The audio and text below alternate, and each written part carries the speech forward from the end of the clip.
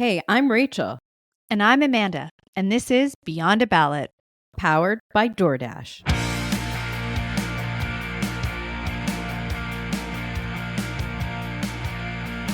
Hello, and welcome to another episode of Beyond a Ballot. Hi, Amanda. Hi, Rachel. Well, it's been quite a debate extravaganza around the world. I know we have the U.S. debate that happened a couple of days ago. And, here in BC, we're in the middle of an election campaign and we are doing radio debates. And next week will be the TV debate. I forgot the word TV. How crazy is that? Mom brain. Yeah, but like debate brain, because I've been just going through all of these debates and prepping and listening and trying to dissect. So we're very lucky to have a wonderful guest on with us today, Scott Reid, who has done much debate prep.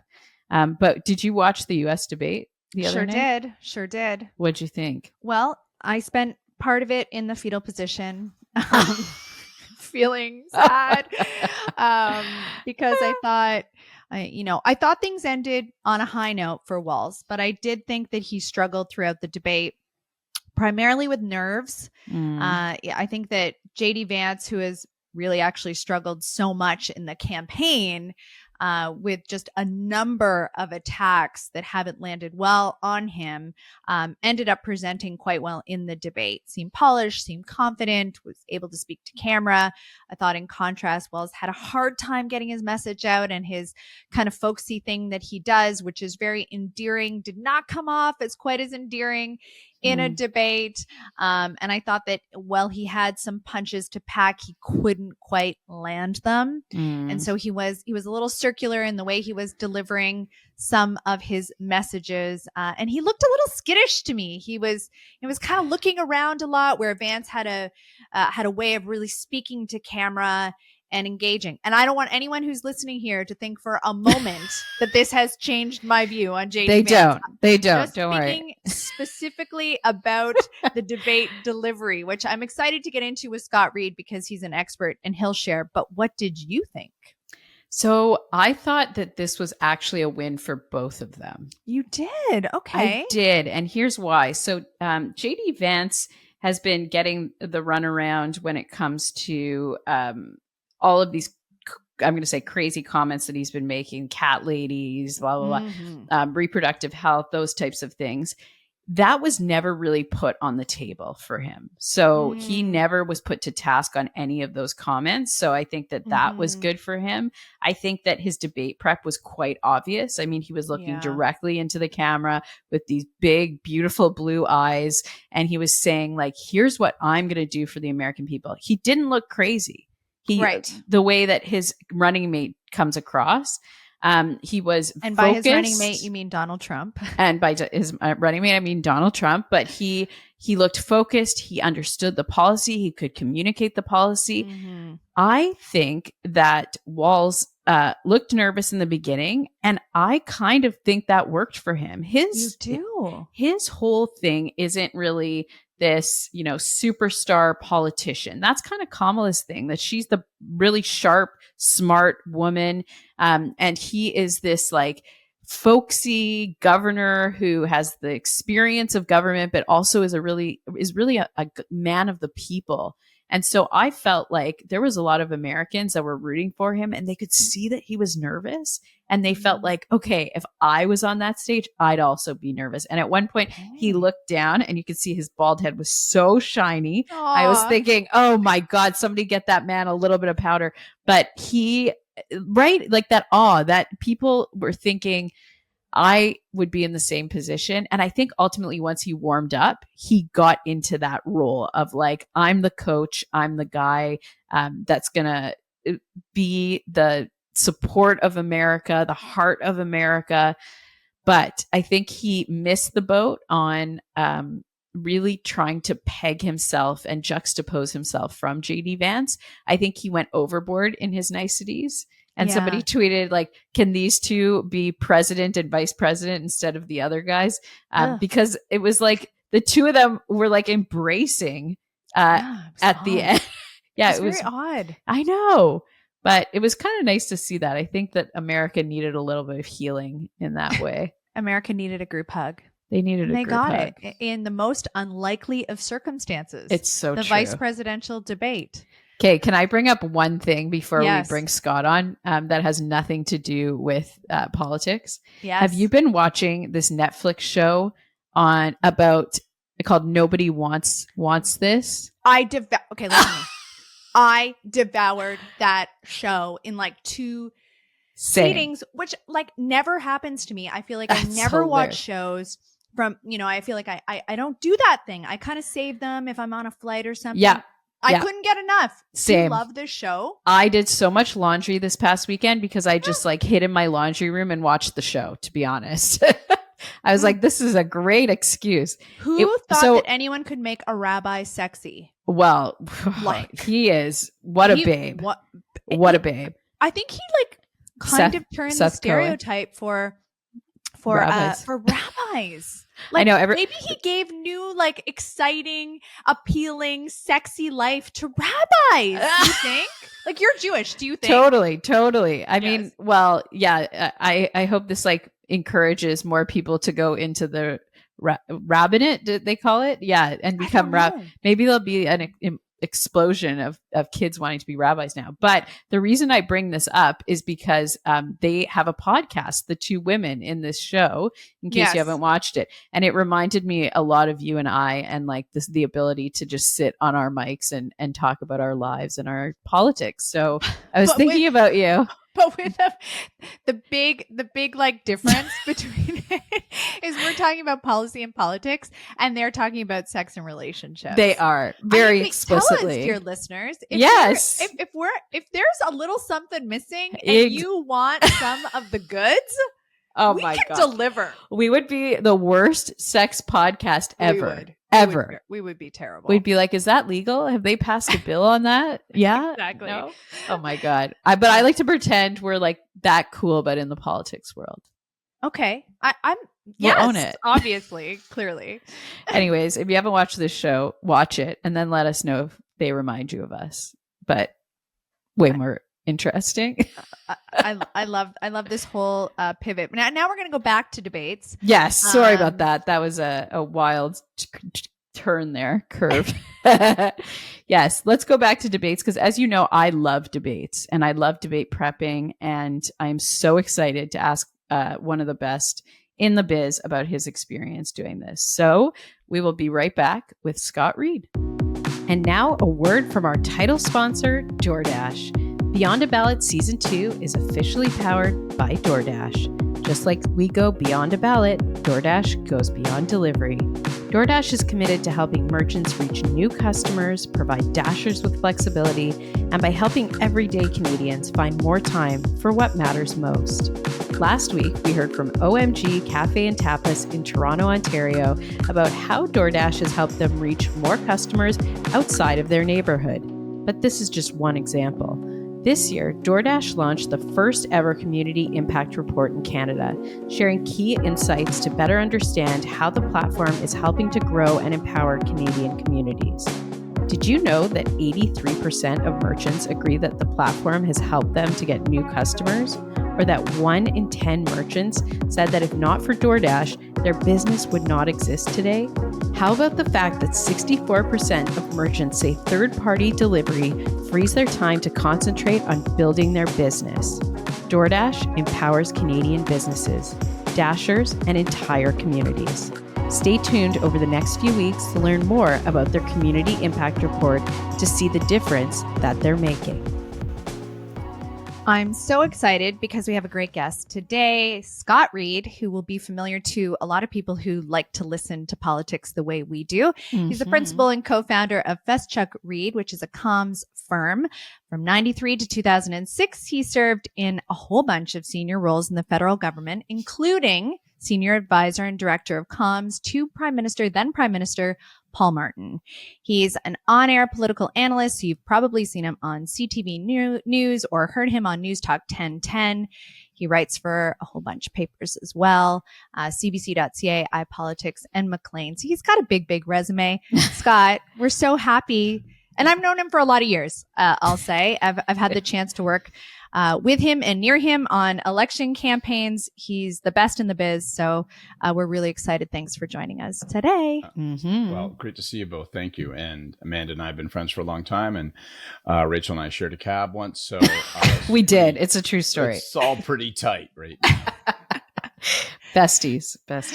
So we were just chatting about the vice presidential debate, the one and only that will occur before the election. There's a lot to break down. You've been involved in a lot of debates, debate preps, getting candidates ready for those debates. So I think we'll start by asking your thoughts on last night's debate. How would you break it down? Well, I thought it was an intriguing debate, but I think it's almost certainly an inconsequential debate in terms of this election. And I know that's kind of conventional wisdom and boring pundit cynicism, but I really don't think in a race this deadlocked that's I think so tight. I think ultimately this race will come down to something that one of the two leading candidates does, or more likely something else that happens. And there's lots to come in this election campaign based on what's come already. It's been one hell of a roller coaster ride. And now obviously we have, here we are on Rosh Hashanah, and we've got war breaking out in the Middle East, perhaps, a spiraling war. And I think that's really, white knuckle territory from an electoral prospect for Harris. I think it's bad for her.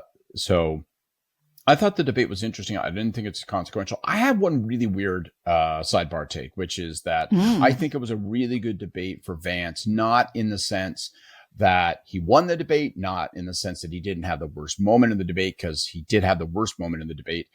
But since he was nominated as a vice presidential pick, he has lived a life of misery and agony. He's been the cat lady, the donut guy. He has looked like a fool and a horse's ass. Yep. And I think for a guy who wishes to inherit the MAGA movement, who's willing to turn himself into any shape or size or person or personality in order to advance his future prospects, he really needed a night where the MAGA types could cheer him and they could feel confident about his ability to stand and manage himself. And I actually think the worst moment of the night was when he refused to answer who won the 2020 election. He got tagged on it. But for his purposes, as a guy who wants to maybe one day inherit the MAGA movement, maybe that was the best moment of the debate for him, because if it's not going to do one thing or the other for this election, maybe it actually gives him the opportunity to pass the purity test with the pitchfork group. Okay, so you say that it was not inconsequential, but I want to talk about debates as a whole, because often I get asked this as a political strategist: do debates matter in campaigns? And in my mind, it's getting your candidate through without too many hiccups. What do you think? Do they move the dial in these races? Well, debates. And first of all, I think debates do matter. And I think you can make a plausible argument that debates matter more now than maybe they ever have before, because we live in the era of the low information voter, where people drift in and out of campaigns, because we're not as connected as we were. We don't gather around the, blue box at 10 o'clock at night and watch the national news and then have a discussion as millions about what everybody thinks about the same set of images and words. So debates are one of the 2-3 moments where you get a massive audience, where people do dial in. And therefore, I think they have the potential to change elections. I mean, obviously, the first debate between Joe Biden and Donald Trump changed the course of American history. Right. And we know that already. That's been established. You had a sitting president whose performance was so egregious that he couldn't sustain his position as the incumbent and his own party's nominee. I mean, it's startling. Yeah. So debates matter. And when it comes to trying to prepare candidates, I'll say one other thing about last night's debate. I've done lots of debate prep for prime ministers, leaders, premiers, mayors, dog catchers, alcoholics, all sorts of different types. And one thing you can't prep them for is nerves. Like, you can try to diminish the vulnerability to nerves by creating that environment, by making it seem as familiar as possible. But with Tim Walz's first 6-7 minutes last night, you really saw that no matter how prepped he was, those Klieg lights went on. He felt that he was on a national stage, and you could see how it really rattled him. It took him. He couldn't find his coach dad act, for like the first half of that debate almost. Yeah. And you can't, there's only so much you can do. You can't inhabit somebody's body. You can't perform for them. And the folks are going to be susceptible to nerves. Do you think that nerves are like almost endearing to people? Do you think they're relatable, or do you feel like it's just a turn off? Like, oh, get it together. I think it's a turn off. I think that overwhelmingly when people turn into a debate, or frankly, when my eyes cast over the stage or onto the television screen, people are looking for a projection of confidence. They want people to be declarative. They want them to be strong and clear. I think when I do debate, Pat, people get sick of listening to me say clarity, clarity, clarity, right? And you start getting into these word salads or blathering on or moving into policy jargon, and I'll always interrupt debate prep and say, God damn it, be clear. Clarity. What are we saying? What are you talking about? That's always the thing I preach. And so I think that nerves suggest to viewers a lack of confidence in one's position, and perhaps a sense that they're not as sure of their agenda and their values and their policies as you might think and you might want. And that's probably not fair and almost always not true, but it is, it's what you project when you stammer and you stutter and you spit out the wrong words, or you say fundamentally 6 times in 9 words, which is what Walz did at the beginning of the debate.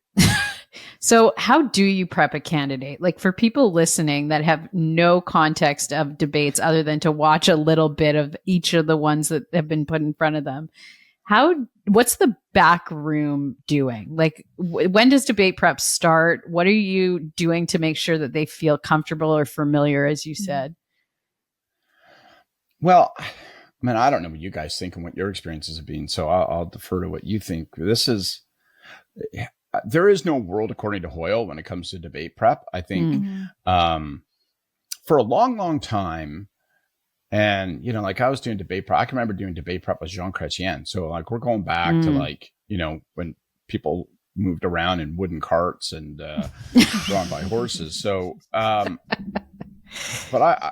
I've kind of, for a long, long time, I have a fairly doctrinaire view of what debate prep should look like. And I applied kind of like I was that stupid coach that would try to put the same system in no matter what the players and athletes were like. So, my answer to you traditionally would have been, you start meeting quite a long time before debates. When, I was working with, Prime Minister Chrétien, Prime Minister Martin on their debate prep, we would start meeting either at Stornoway or 24 on Sunday afternoons for 3-4 hours. And we would start with what we call table work. And I call it a little bit of like kind of a accordion prep. And by that, I mean, you go around the table and you just work with paper. Okay. So, what are the hot issues? And you start to do up, kind of debate cards, almost like house cards. If you ever worked as a legislative assistant, here's the issue. And then you get the construction of the answer, right? And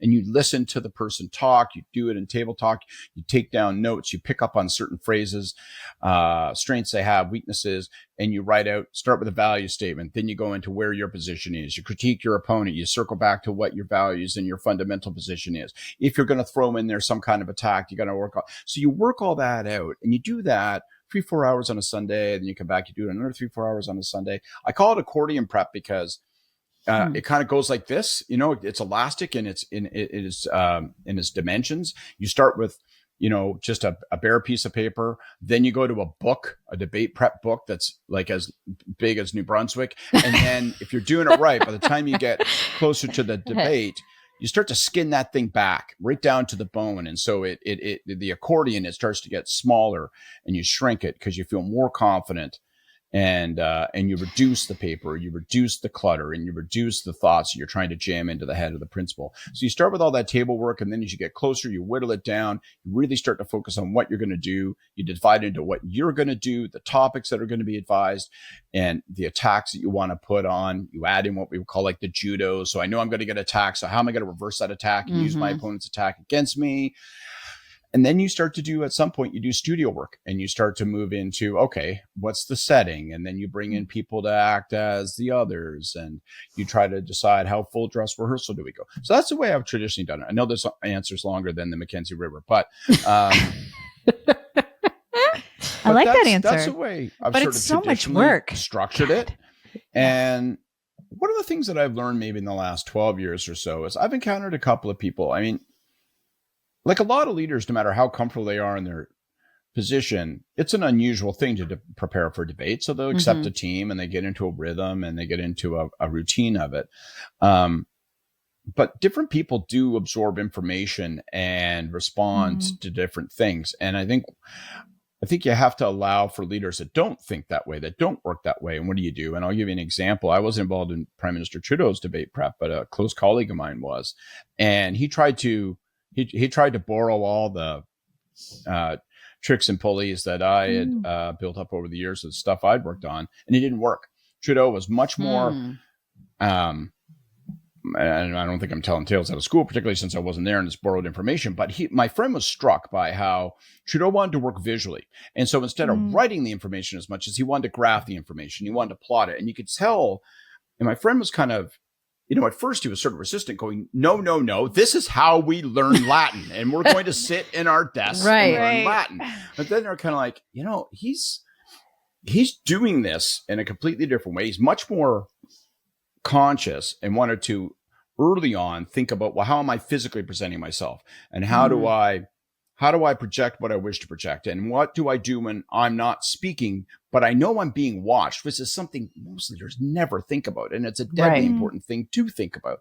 So just all that stuff. So then you kind of go, wow, that's different. Then I was doing, I remember doing debate prep with Premier Wynne. And, at one point she kind of lost her temper with me. And she's like, I'm not a quit machine. Okay. So don't stop trying to create a dynamic where I then wheel on the other person and I like snap, crackle, and pop a bunch of jokes off. I'm not like you. I'm not like a smart ass. Like, so we have to adjust it. And I was like, she's 100% right. You have to adjust to the leaders. So that's a long-winded way of saying, I think there's a bunch of things and elements that are consistent. I think there's things that are right and wrong to do. I think there's good and bad. But I think you also have to show a certain flexibility for the principal you're working with, and make certain you're serving them and the way that they absorb and learn and improve. Because that's what you're supposed to be doing during prep, right? Absorbing and learning and improving, so that by the time you step up on the stage, you can just execute. Totally. One of the things that we've talked about, and I think most of the listeners have heard about, is this idea that, while there's definitely a group who watch the entire debate, there's a lot of people who just absorb all of the highlights after the fact. The top 5 things that you should see in the debate, or the clips that are clipped and then played all over social media. How much time in debate prep is working toward those big punchlines? Like, you need to get these 5 you need to land the punchlines so that we can get the front page of USA Today or whatever it is. A lot. Yeah. I mean, it can't come at the expense. This is too simplistic, because there aren't 2 kinds of leaders. I'm sure there's, a garden full of them in terms of type, but there are leaders that want that. They're like, feed me fastballs so I can do that. And then sometimes the danger is that person's only thinking about the smart aleck remark, about the punch across the jaw, and they're not remembering the importance of clarity and consistency and projecting a sort of what's the underlying takeaway here. And so that's it. And then you'll get leaders who are more ponderous and focused on policy. Or often when you're in government, you get trapped in governmentese and programs, jargon, and all of this. And then you have to try to yank those people out of those sitting around cabinet table habits and remind them, at the beginning and the end of your answer, you want to bring the hammer down, and don't forget to crystallize it into this unlayoffable, quotable, memeable moment. So it's a balance depending on who you're working with, but I'd say a lot of time, and you want to get those shots off, and you spend a lot of time, at least I don't know, I always found myself, spend your time like it's not so much even with them when you're the long hours of prep. It's the long hours before and after prep where you're sitting around by yourself, with your laptop or pen, almost certainly a bottle of whiskey, and you're thinking in detail, how does this unfold? Like we get into a conversation about healthcare, and I know they're going to come at me and say this. So then like, it's kind of like those fantasies when you're driving back from a meeting with like your boss and you're going, and if I had then said this, Totally.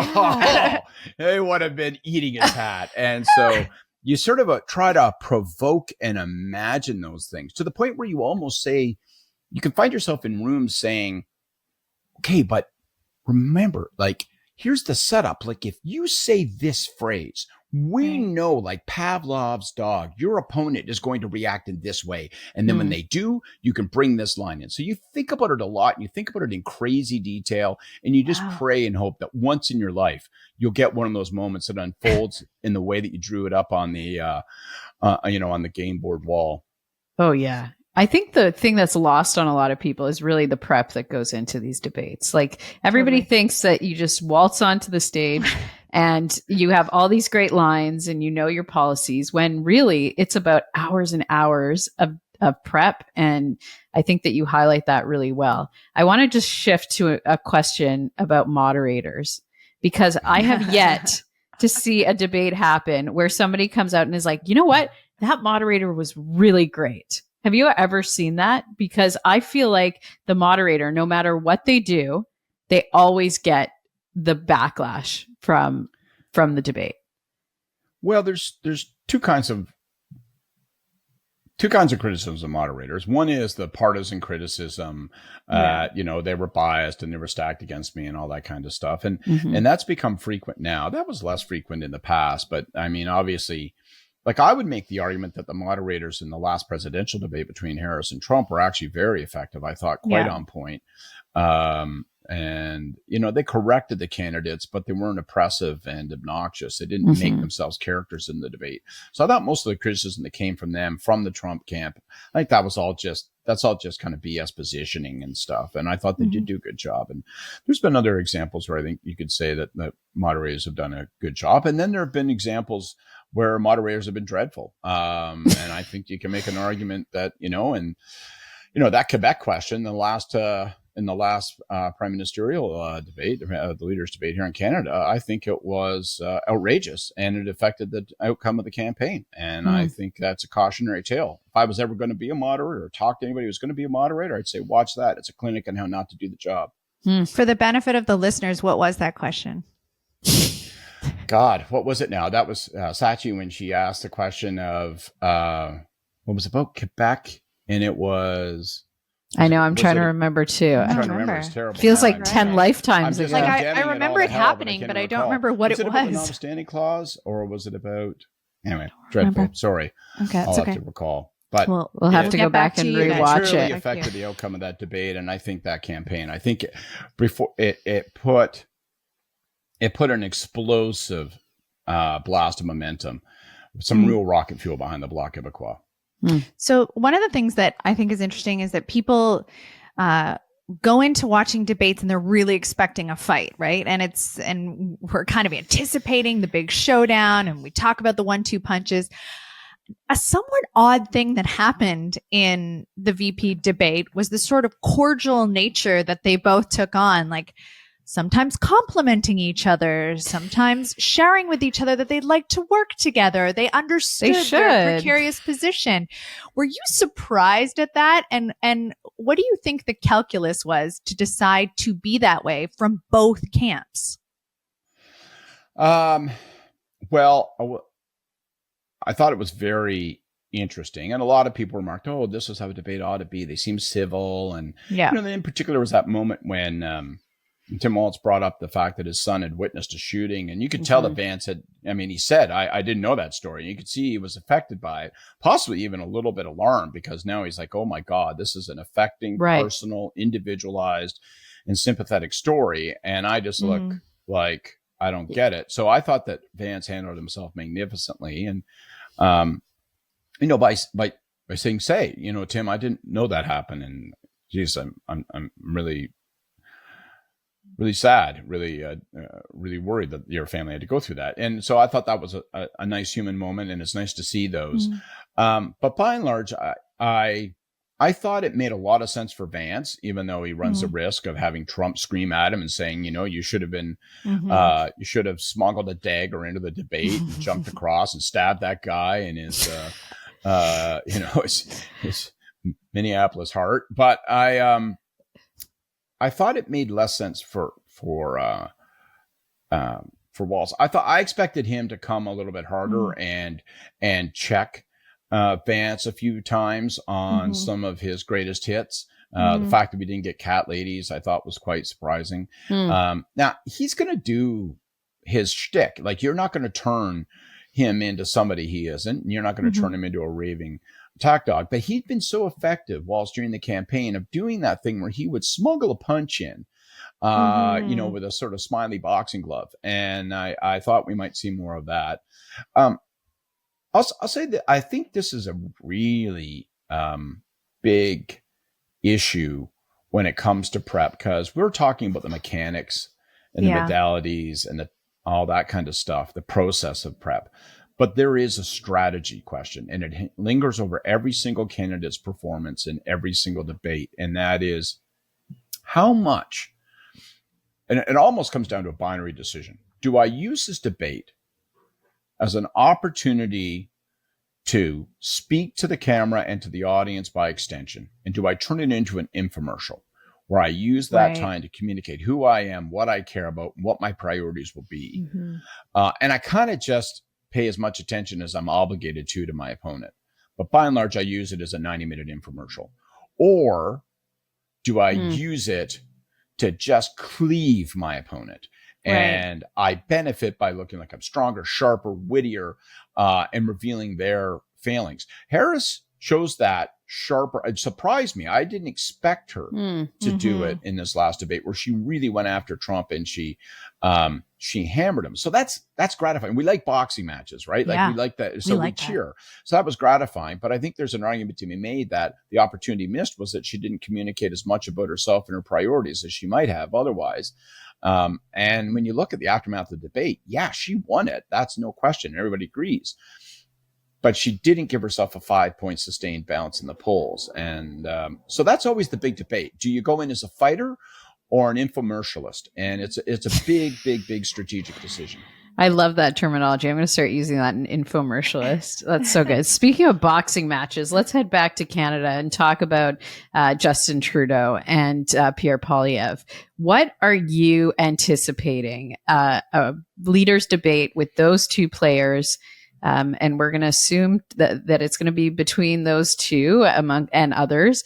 What does that look like? Do you think that Pierre has an edge over Trudeau because of his ability to be such a great orator? Or is Trudeau's past as a drama teacher going to help him in that ring? What do you think? First of all, I'm not convinced they'll ever square off in a leaders debate. So, interesting. Why? Well, it's a big question mark over what will the prime minister do. I know he insists he'll run, but who's to say? That's right. I'm with you. If they were to run, if they do end up running against one another and they square off in a debate, I think it's extremely hard to predict from the outside. I'm not trying to cop out, but I think that Trudeau has been consistently underestimated as a debater, and people talk about him being performative and all this sort of thing. But I'll never forget. I'll never forget the foreign affairs debate in 2015, where people thought he was going to get wiped off the stage. It wasn't just a question of expectations. It wasn't just that he surpassed expectations and demonstrated that he could hold his own talking about global affairs. He was flat out the best debater there. He was flat out. He held the audience, and it helped that there was an audience, because you could tell that they responded to him and he responded to their response. But he commanded that stage and that setting. And so I wouldn't sleep on Trudeau, no matter what his polling numbers are. He's a guy who knows how to present in front of the camera. I think that, the strength of Poilievre is that he is so crystal clear in what he's saying and what his priorities are. And he is so, he is so compact in the way that he will present his priorities. And, sometimes it veers into sloganeering, which I hate. And he's like, we're going to build the houses. We're going to axe the tax, build the houses. We're going to, lace the shoes, and we're going to, whatever, drain the well. Or what? I don't know. Like, I hate all that. I don't think he's trying to drain the well. I think he's trying to put some water in it. I don't know. But, buys a boy who builds a boat and takes it back to Lara. But I think there's things they would both have to watch carefully. I think that the prime minister, particularly where he's at right now, is in a battle in Justin Trudeau mood. And I think that's a bad look for him. I think that when he has succeeded, he has been someone who connects with the middle class, and people say, I know I'm not like him. I'm not that good looking. I'm not that well off. I'm not that fabulous and I'm not that much of a celebrity, but I like him and I'm responding to him. And I think that when he goes hard on the attack and is super partisan, it serves him poorly. The problem is, if you're the prime minister and you're behind, you're like, well, if nobody else is going to take the boots to this guy, I gotta, right? So that's a real challenge for him. How does he find that balance? And I think for Poilievre, he really, really, really can get caught up in the intramural logic of everyone hates the things I hate and everyone likes the things I like, and I'll only speak to my vote. Now, his vote right now is large, so he has that luxury, but he can be quite alienating and barbed wire, and he's got that staccato presentation and voice. And I think that in a large dose in that a situation, like, he's going to be careful that he doesn't irritate anybody who didn't come in already liking him. I think there's a real risk that he could wear poorly, and so he'll have to be. I'd be a lot more Pierre Poilievre in the ads, the guy who's smiling and lifting his child onto his shoulders, and a lot less the guy we see in the House of Commons who's calling everybody, including the cleaners, a name. It's interesting what's happening in the House of Commons right now. We have, I think, 3 MPs that are currently banned until they either retract their comments or apologize. So one of the things we talk about a lot on this program is how we've sort of descended into the cesspool of toxicity, which really starts at the top. Like, we're watching our elected officials hurl insults at each other. Nobody is immune. Nobody is really taking the high road. Do you think that we will see more of that kind of fighting style, more of that language as we head into what will be the next federal election at any moment between now and next fall? Well, yes, I do. Yes, you do. Yeah. But I think, and I don't want to split hairs, but I do think there is a difference between spirited combativeness and toxicity. And it isn't just name calling. I'll circle one thing. There may be other factors. I'm not a political scientist or a language expert, but one thing in particular is when you say something about your opponent that you know to be untrue, that seems to me to be like a thing. So I don't operate on the assumption that I'm obligated to say true things in my critiques. I just have to limit myself to things that are believable. So I might know it's untrue, but if I think somebody might believe it and I say it anyway, well, that's good enough. So I think that's a line that people should try to mind. People don't, and they won't. And once that standard was lowered, I don't know that it's ever going to get reversed. I think another critical thing, really, really, really important is the mindset that you see these days is either I'm right and therefore I'll say it, or I'm justified and therefore I'll say it. So even if it's wrong, you'll hear a lot of, and this side you will hear on both. This one you will hear on both sides, and I'm not both sidesing it. I think that some of the toxicity has been particularly virulent on the right, but I think you do hear people sort of say, like, I said this about well, that's not true. Well, you know what? It's almost true, or it's of a piece it's true. And I'm justified in saying it. It's like, I'm either right or I'm justified, but I'll tell you what I'm not. I'm not taking it back, God damn it. No way. No way, no how. Because even if I was wrong, I'm justified in saying it because my opponent is just that bad. And if they're not guilty of this, well, they're guilty of something else. And, you know, like you see this with this guy, this Genus guy in the house, Genus, Dorcas, whatever his name is there. See, I'm the bathtub guy. In the house, you know, he makes a homophobic crack. Then he denies he said it. Then after it's clear that he did say it, he denies that it meant, he meant what it obviously meant. Like, okay.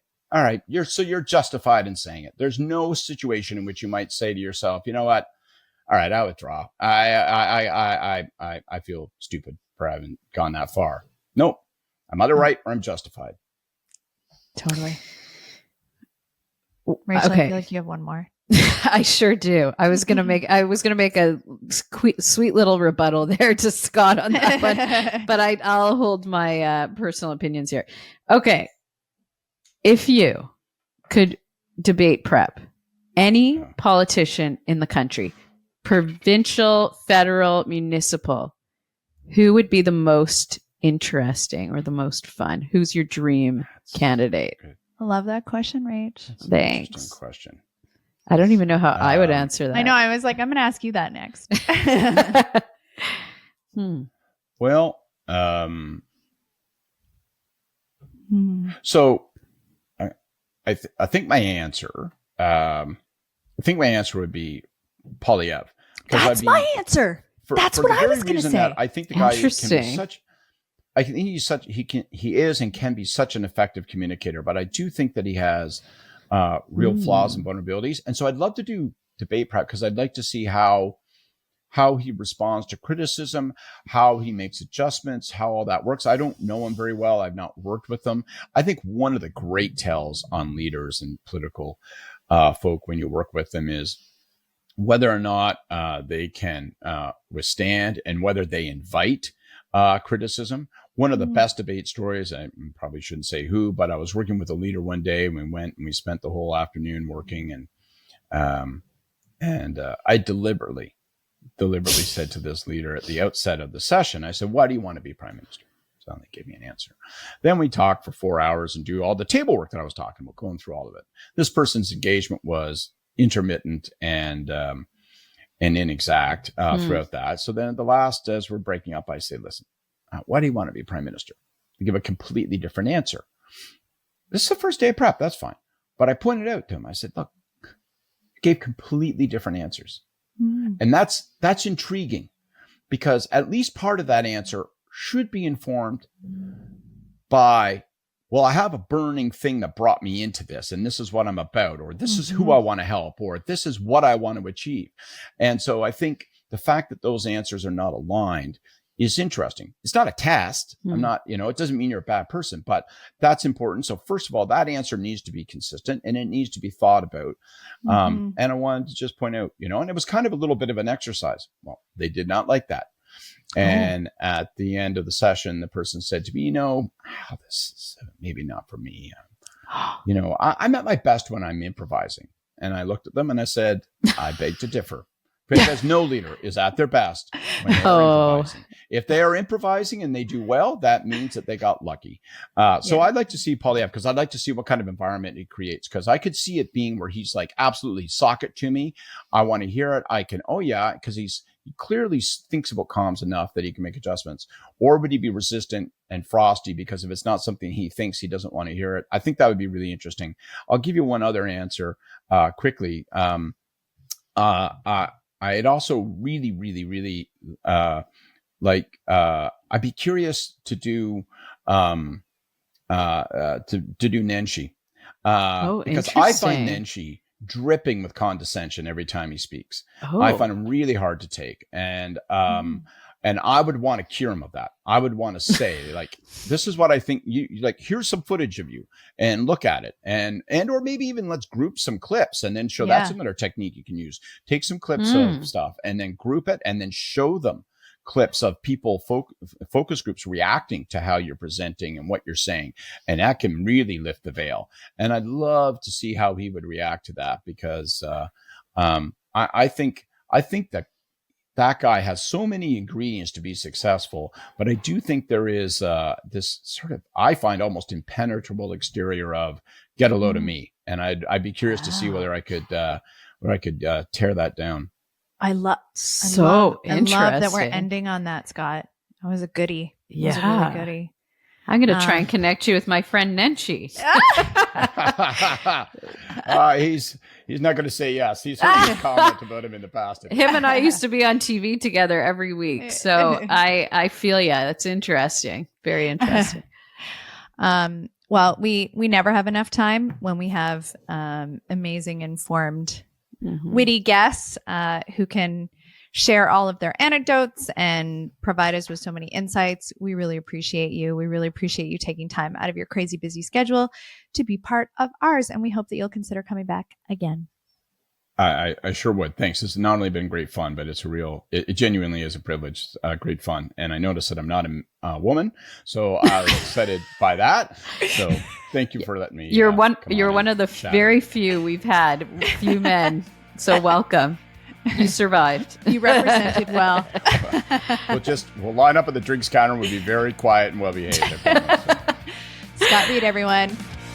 Thank you for listening. New episodes air every Friday. Subscribe on YouTube and wherever you get your podcasts. Follow us on Instagram and find us at beyondaballot.com.